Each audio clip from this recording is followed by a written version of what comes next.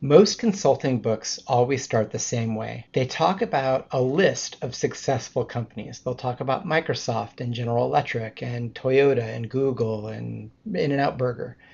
And then they'll talk about failing companies. They'll say, oh, look at Novell and WordPerfect and Kodak cameras and other companies like that. And they'll say, if you want to succeed, you need to be more like these successful companies.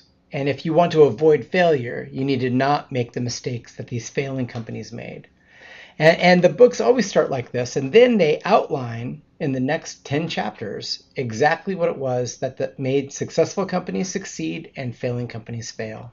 And then you're supposed to just emulate that and you'll be fine. Well, the problem with this introduction is it implies that, one, that there's a formula for success that is foolproof. Wouldn't that be nice to be guaranteed success? But there are no guarantees in this world.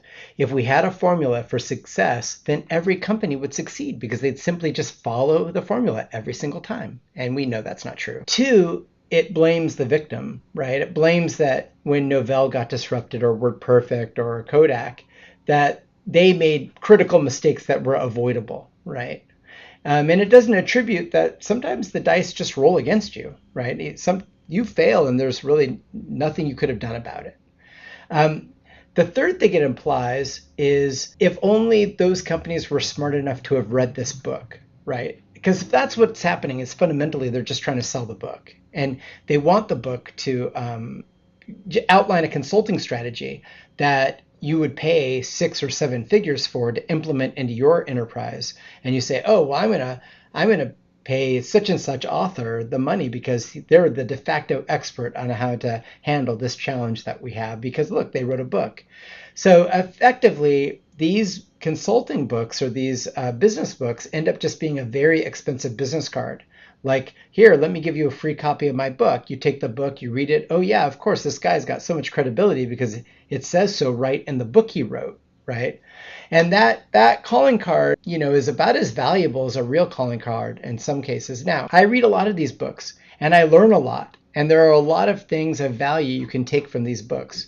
But what you shouldn't internalize is that success is entirely in your control and that failure is entirely your fault. You should not internalize that.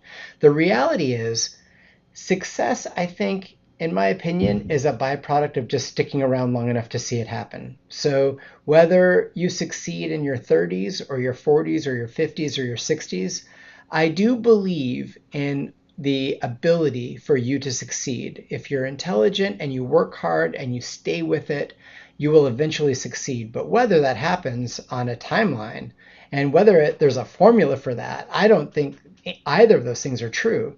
I think it's just a matter of you just staying in the game and waiting it out.